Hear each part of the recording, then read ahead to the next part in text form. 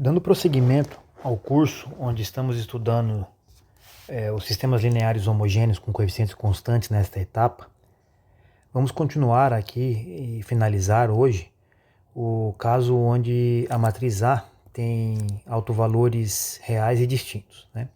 Lembrando que eu estou tratando com um sistema linear, né, homogêneo, coeficientes constantes de tamanho 2, e estou observando no formato matricial porque ele é mais adequado para os nossos estudos.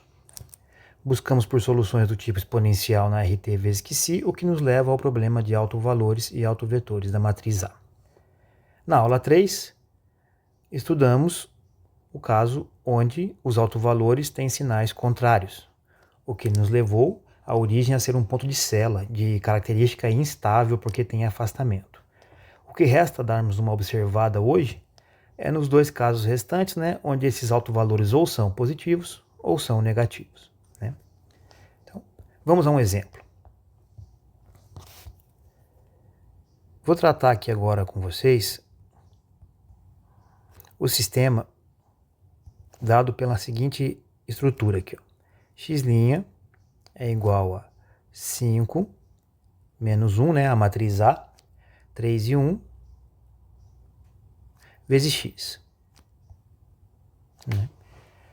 E, portanto, eu preciso determinar aqui a matriz, para poder encontrar os autovalores e autovetores, né, a matriz A menos RI. Ou seja, nesse caso é a matriz 5 menos R, menos 1, 3 e 1 menos R. Os autovalores, eles vão vir, né, do problema do fazer o determinante igual a zero. Determinante de A menos RI igual a zero. O que neste caso é 5 menos R menos 1, 3, 1 menos R, este determinante igual a zero. Bom, resolvendo, vai aparecer aqui 5 menos R vezes 1 menos R vezes menos 3, né? Troca sinal, mais 3, igual a zero. E, portanto, vamos ter aqui, efetuando esse cálculo, né? 5 menos 5R menos R mais R ao quadrado mais 3 igual a zero.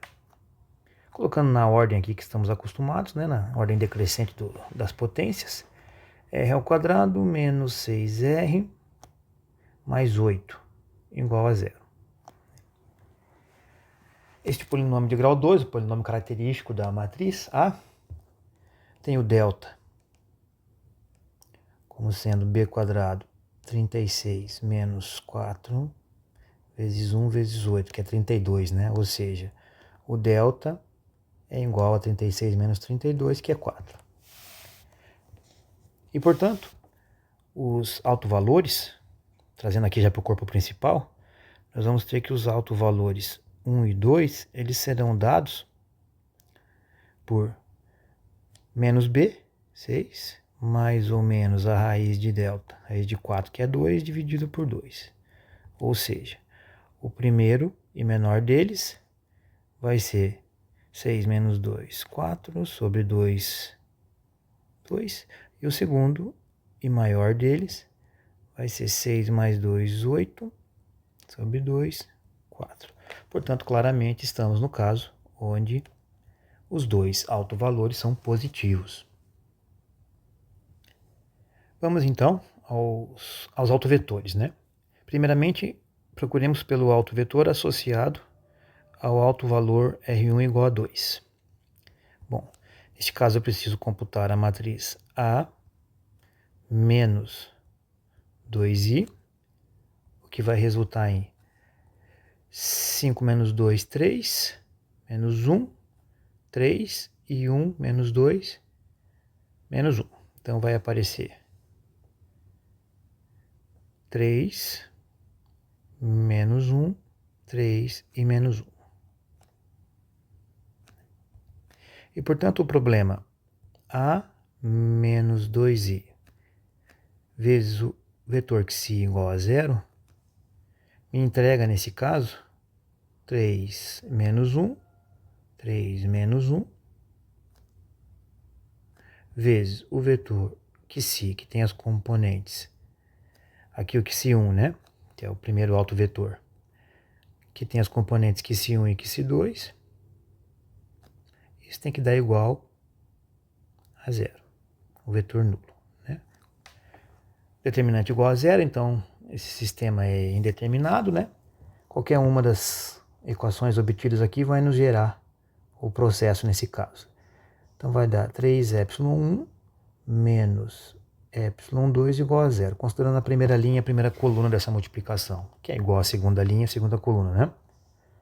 E, portanto, neste caso em particular aqui, nós temos que o ε2, a segunda componente, vai ser 3 vezes a primeira componente.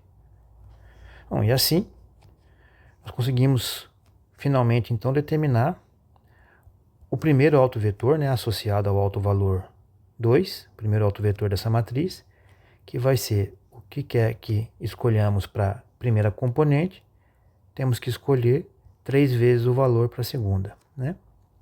Em geral, escolhe-se ε1 igual a 1. Vamos fazer isso aqui agora. Vamos escolher, então, como autovetor, o vetor 1, 3. Né? Ele é o autovetor de base para o autoespaço. Ou seja, está pronta a primeira das nossas soluções, que é a solução x1, que vai ser exponencial do autovalor, vezes t, vezes o autovetor.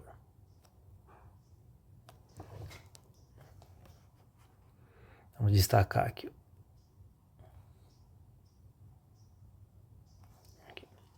Aí está.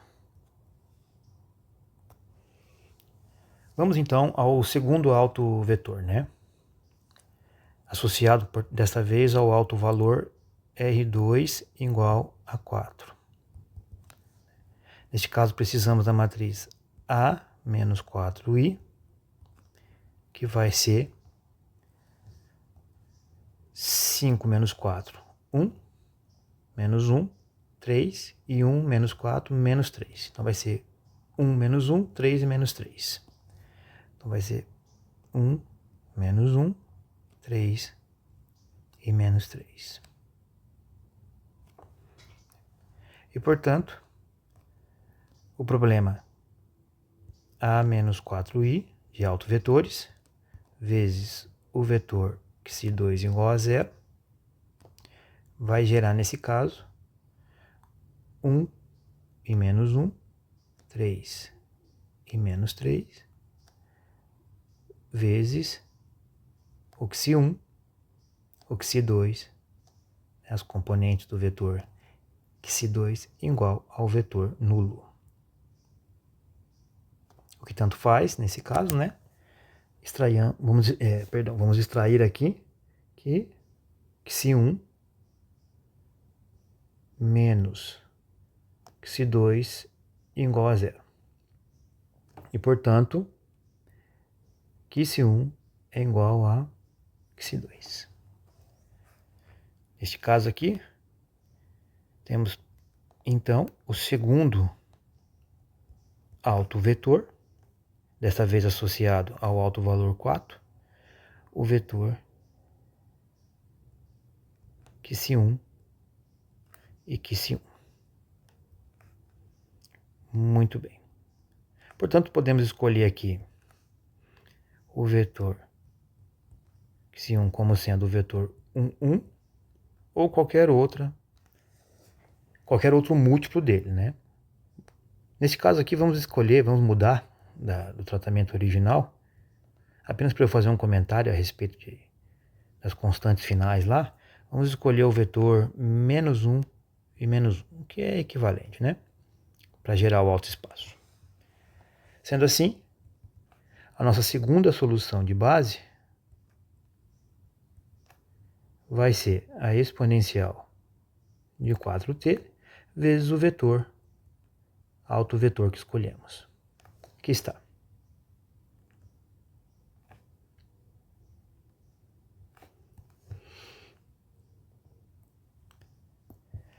De volta então ao corpo principal do cálculo, podemos finalmente explicitar a nossa solução geral, né? Que era o que desejávamos.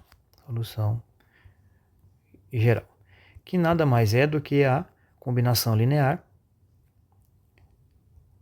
dos vetores soluções de base que você encontrou. Nesse caso, e elevado a 2t vezes o vetor 1, 3, a primeira das soluções, mais c2 e elevado a 4t vezes o vetor que escolhemos ali, menos 1. Ou, se você prefere colocar de forma explícita as componentes do vetor solução final, apenas execute a multiplicação aqui desse par de números reais aqui pelos cada componente do vetor primeiro, e esse par de números reais aqui por cada componente do vetor segundo ali, né? Ou seja, vai aparecer C1 exponencial de 2t menos C2 exponencial de 4t.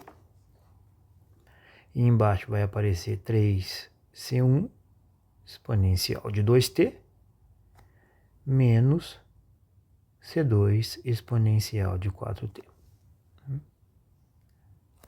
Aqui estão todas as soluções.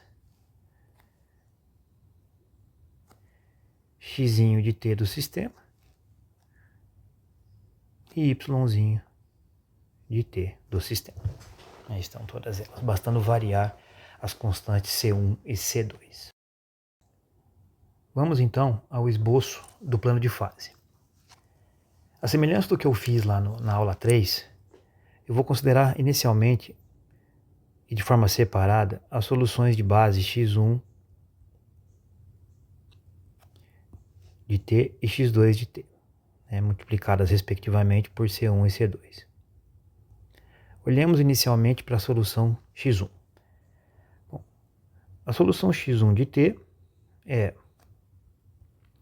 o número real exponencial de 2t vezes o vetor 1, 3. Bom, o vetor 1, 3, não me preocupando muito com escala aqui, é aproximadamente um vetor aqui, assim, ó, vetor 1, 3. Né? A exponencial de 2t é um número que faz apenas aumentar ou diminuir este vetor quando multiplicado por ele. Se o valor de t estiver no espectro negativo aqui, então este número é menor que 1, e portanto o vetor total diminui. Se o valor de t estiver no zero, este número é igual a 1, permanece o vetor 1, 3. E se eu estiver no espectro positivo aqui, para os valores de t, eu aumento este vetor. Né? Portanto, fazendo t variar de menos infinito para mais infinito, eu parto do zero e vou construindo os respectivos vetores até o infinito. Se eu pegar e multiplicar este meu vetor de base por uma constante C1 de t, tudo que eu faço é, ou eu colaboro com a construção desses vetores, né? No caso de C1 ser positivo, eu colaboro com a construção desta reta que já está posta aqui, ou então eu inverto o sentido de cada vetor desta reta verde que está posta aqui, caso o C1 seja negativo. Né? Portanto, o C1 ele influencia apenas na determinação do lado em que se está trabalhando. Então, para cima o C1 é positivo e para baixo o C1 é negativo. Né? Quando o tempo vai de menos infinito para mais infinito, eu percorro esta reta verde neste sentido se o C1 for positivo ou neste sentido se o C1 for negativo, então eu tenho a descrição de afastamento da origem, quando t percorre a reta real de menos para mais infinito. Ok? De modo semelhante, podemos agora observar o segundo vetor, a segunda função vetorial de base, né? Que vai ser a exponencial de 4t vezes o vetor menos 1 e menos 1. Nesse caso aqui, o vetor menos 1 e menos 1 é mais ou menos um vetor aqui, ó, né? E, portanto, a exponencial de 4t vai dar origem a mais ou menos essa reta aqui, quando eu percorro o t indo de menos infinito para mais infinito. Aqui para valores de C2 positivos. E, do mesmo jeito, esta reta aqui, indo, afastando, né, por conta da exponencial de 4t, quando o C2 for negativo. E aí estão as duas trajetórias básicas, né? A trajetória de x1, ou seja, quando a constante C1x1, né, quando a constante C2 for igual a zero, ou a trajetória da constante C2 vezes a função vetorial x2 quando a constante C1 for igual a zero. Bom, o que precisamos agora avaliar é quando nenhuma das duas constantes C1 e C2 vale zero, ou seja, o caso onde as duas funções vetoriais contribuem para a descrição da trajetória, né? Ou seja, o que eu vou precisar agora? Agora eu vou precisar avaliar dominância, ok? Quando o t é negativo, o fator nesta soma que domina o processo é o fator envolvendo a exponencial de 2t, porque a exponencial de 2t se anula de forma mais lenta do que a exponencial de 4t, para valores de t negativos. Já quando os valores de t são positivos, a dominância inverte, né? É a exponencial de 4t que vai para infinito mais rápido do que a exponencial de 2t. Isso nos mostra o seguinte, que para valores de t cada vez mais perto do menos infinito, eu estou mais próximo desta estrutura. Já para valores de t cada vez mais próximos do mais infinito, eu estou mais parecido, né? Próximo à palavra, é parecido com essa estrutura.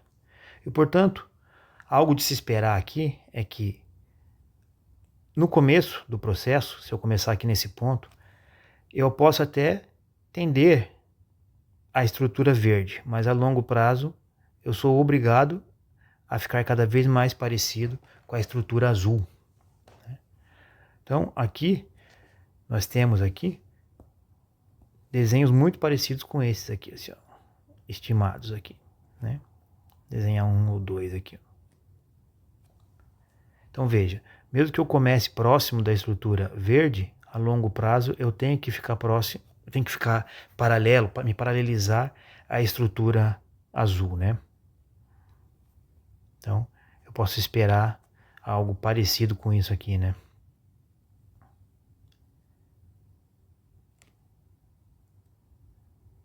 Para as outras trajetórias, ok? Então tá aí um bom esboço desse plano de fase, né? Desse sistema. Esse ponto, a origem aqui nesse caso, é um ponto chamado de nó. Como há afastamento, ele é um nó instável. Ou podemos chamar também de uma fonte. Esse é o caso onde os autovalores são reais e positivos, ok?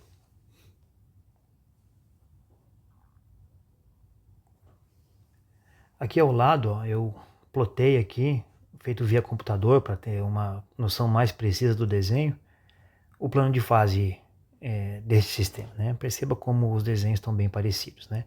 Perceba que a longo prazo, eu vou tendendo a me paralelizar ao dominante para positivo. E a longo prazo negativo, vamos dizer assim, eu vou tendendo a me paralelizar na direção do zero a componente dominante, no caso negativo, que é a x1. Então, quem domina para t positivo é a x2, quem domina para t negativo é a x1. Okay?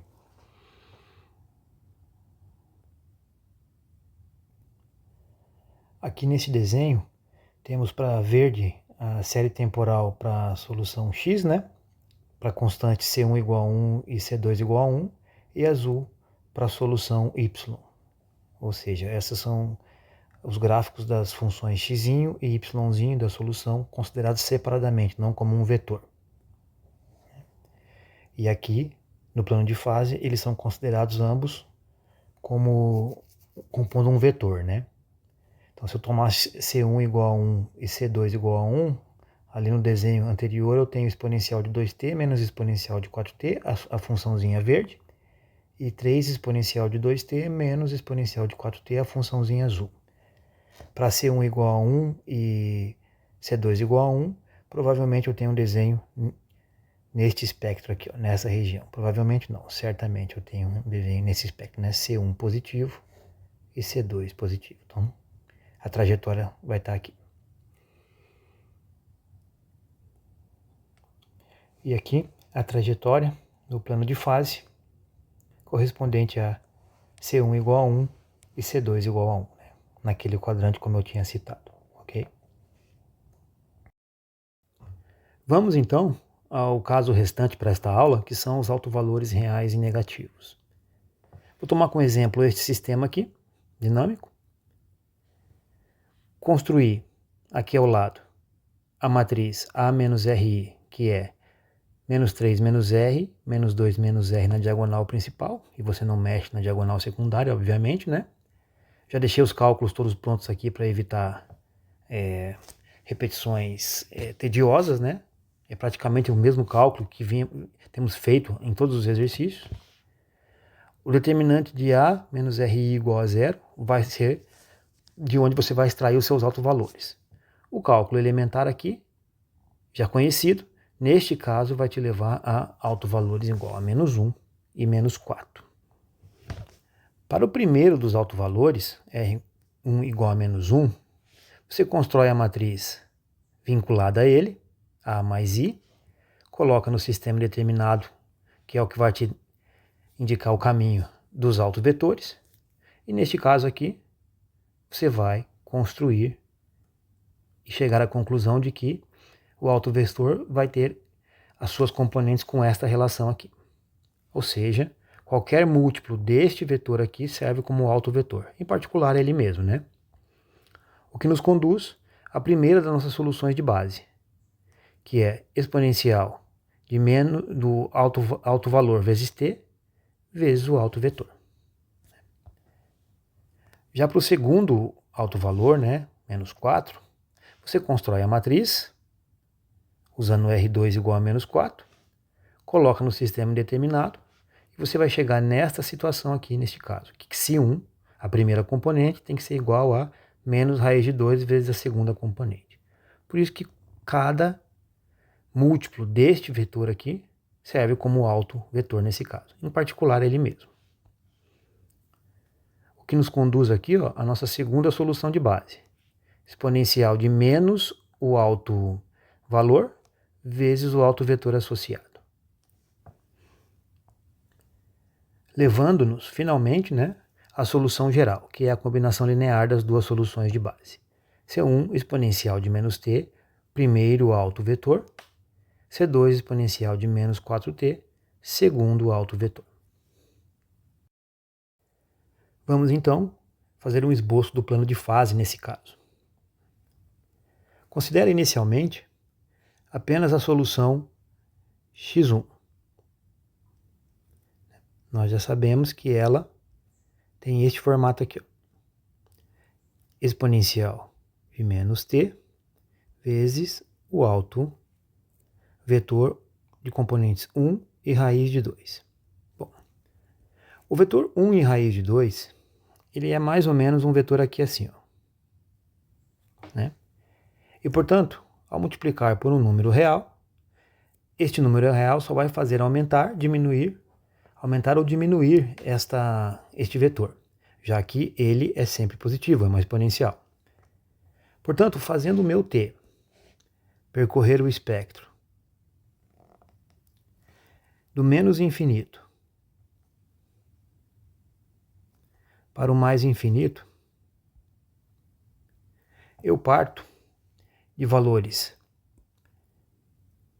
menores do que 1 aqui, chego no valor igual a 1 quando eu estiver em t igual a 0 e passo a valores maiores do que 1 aqui. Ou seja, na reta suporte do autovetor 1 raiz de 2, para cada valor de t, eu construo um desses pontos aqui. Ao multiplicar x1, a solução x1, por uma constante C1 positiva, tudo que eu faço é contribuir para a construção deste lado aqui, desta faixa azul. Se a constante C1 for negativa, eu construo uma reta suporte em cima da reta suporte do vetor, autovetor 1 raiz de 2, só que apontando para baixo nesse caso. Deixa eu corrigir aqui que ficou meio torto. Mais ou menos assim, né? Muito bem. Quando t sai de menos infinito e vai para infinito, percorre a reta aqui, né? Os pontos são percorridos no sentido de apontar do infinito para o zero, conforme cada um dos casos, né? Aqui, lembrando, é C1 negativo. Portanto, nós dizemos que conforme t caminha, esta reta suporte aqui é percorrida no sentido de apontar para a origem. Ela é atraída pela origem. De modo semelhante, você tem que o vetor menos raiz de 2 e 1 é um vetor mais ou menos aqui assim, ó. Né? Vamos dizer assim, né? Na verdade, de fato, ele é mais ou menos mais inclinado para cá, assim, ó, né? Não importa muito isso aqui é só um esboço. E, portanto, de forma muito semelhante, você vai construir aqui uma reta suporte em cima do vetor menos raiz de 2 e 1, onde aqui é uma região de C2 maior do que zero, aqui C2 menor do que zero, onde, claro, eu estou estudando esta composição aqui, ó, exponencial de menos 4t vezes o vetor menos raiz de 2 e 1. Semelhantemente ao que foi feito para o desenho azul, quando o t percorre de menos infinito para infinito, neste caso, pela exponencial negativa aqui tender a zero, né? A gente sai lá do longínquo ponto no infinito e vai cada vez mais diminuindo o tamanho deste vetor, de forma que o zero também, em cima desta reta suporte, há também atração para o zero, né? O que nos interessa agora é ver o que acontece com a composição toda, né? Com a composição toda, sem o isolamento de C1 igual a zero, para ver o que acontece com a x2 vezes C2, ou C2 igual a zero, para ver o que acontece com a x1 vezes C1, né? Por exemplo, nesta região aqui, ó, onde esta constante é positiva e esta constante aqui também é positiva, né? Estamos sendo atendidos por esses dois lados aqui.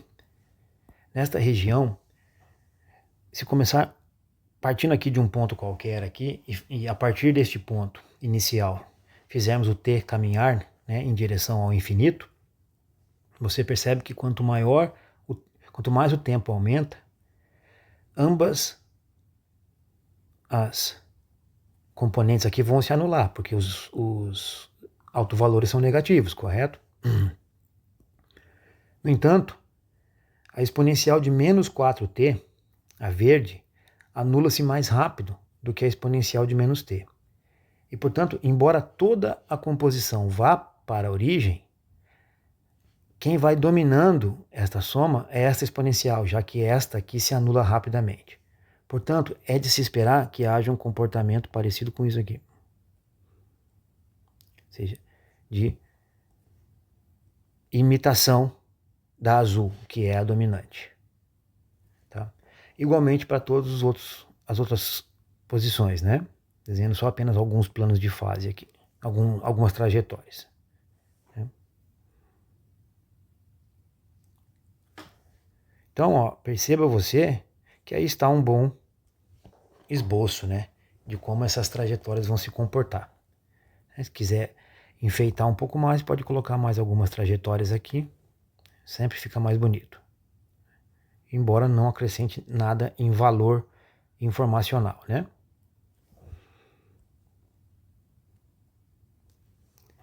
Tá aí. Nesse caso aqui, ó, a origem, que é o ponto de equilíbrio desse sistema, é chamado de nó. Como há uma aproximação, nesse caso para a origem, ele é chamado de um nó assintoticamente estável. Tá? Também pode ser referido a ele como um nó atrator, o que já faz referência imediata, a palavra atrator já faz referência imediata à assintoticidade estável ali. Né? E em alguns casos, em alguns contextos, ele também é chamado de sorvedouro, né? Um ralo, ok? Aqui está o plano de fase plotado via computador, né? Perceba que em preto estão os autovetores. As flechas que apontam para o centro são as flechas das trajetórias quando o t varia de menos infinito para mais infinito.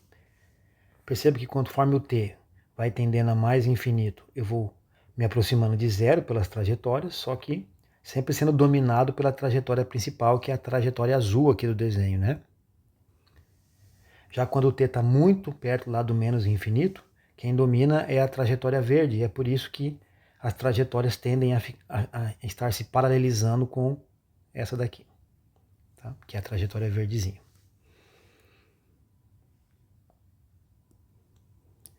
Aqui estão as séries temporais, né? Para C1 igual a C2 igual a 1, escolhido arbitrariamente. Né? Em verde, a componente x do vetor solução. E em vermelho, a componente y do vetor solução, descritas aqui de forma isolada, né?